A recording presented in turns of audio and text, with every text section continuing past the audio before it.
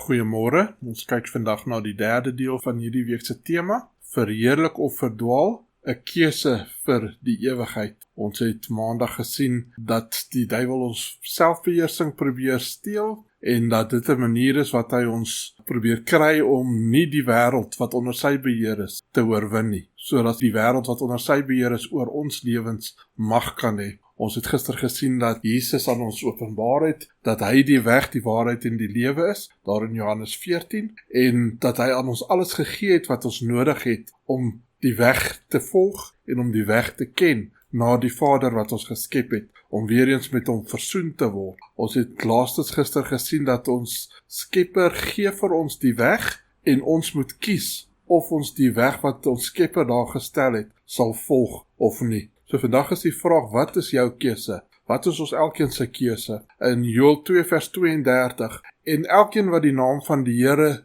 aanroep, sal gered word. So hy beloof vir ons, as ons sy naam aanroep, sal hy ons daaruit red. Dus ons kan dit nie in ons eie mag doen nie, ons kan dit alleenlik in die mag van die Here doen. Dan kom die vraag, waarvan sal ons gered word? Die Here wil ons red van die invloed van hierdie wêreld en ons eie vleeslike begeertes. Ons moet die naam van die Here aanroep as ons gered wil word. Ons moet kies of ons gered wil word of net voortgaan om onder die invloed van die wêreld en die mag van Satan te staan. 2 Petrus 3 vers 9 staan die volgende: die Here vertraag nie sy belofte, so sommige dit vertraging ag nie, maar hy is lankmoedig.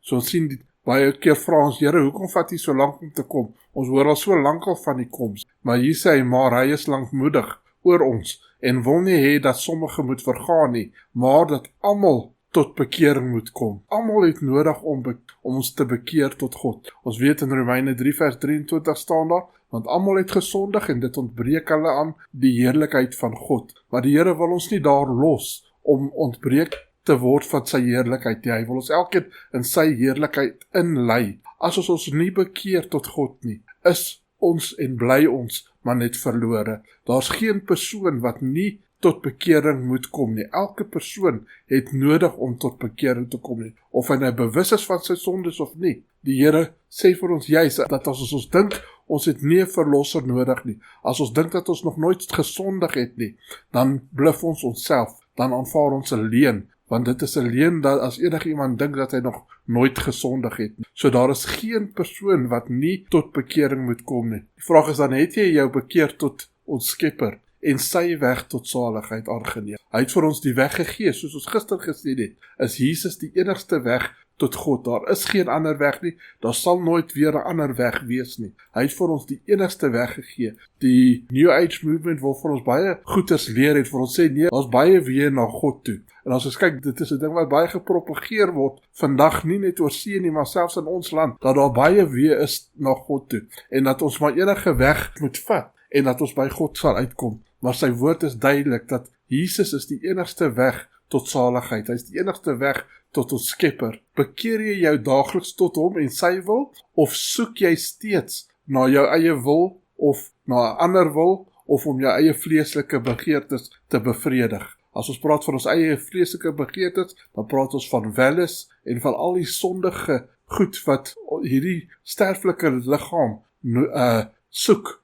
Ons moet onthou dat alles in hierdie wêreld is net tydelik. Ons gaan môre mooi in diepte kyk na dat alles net tydelik is. Selfs die bevrediging van ons vleeslike begeertes is net tydelik. En môre en oormôre is daar weer eens ander vleeslike begeertes, of kom daai selfde vleeslike begeertes weer te voorskyn, want ons sal dit nooit ooit kan les nie. Ons vlees sal nooit ooit volkome geles kan word nie. Nee, as ons terugdink na wat Jesus vir die vrou daar by die put gesê het, nee, vir die Samaritaanse vrou, het hy vir haar gesê, jy weet wie dit is, sal jy hom vra en hy sal vir jou die water van die lewe gee, en jy sal nooit dors hê nie. En sy het nog steeds gedink vleeslik, en baie mense dink nog steeds dat Jesus gekom het om net vir ons vleeslike, net vir ons tydelike te voorsien. Maar dis nie waarvoor hy gekom het nie. Hy het gekom om vir ons die ewige lewe te gee. Hy het gekom om vir ons te red uit ons sondige natuur, sodat ons ten spyte van ons verlore toestand kan gered word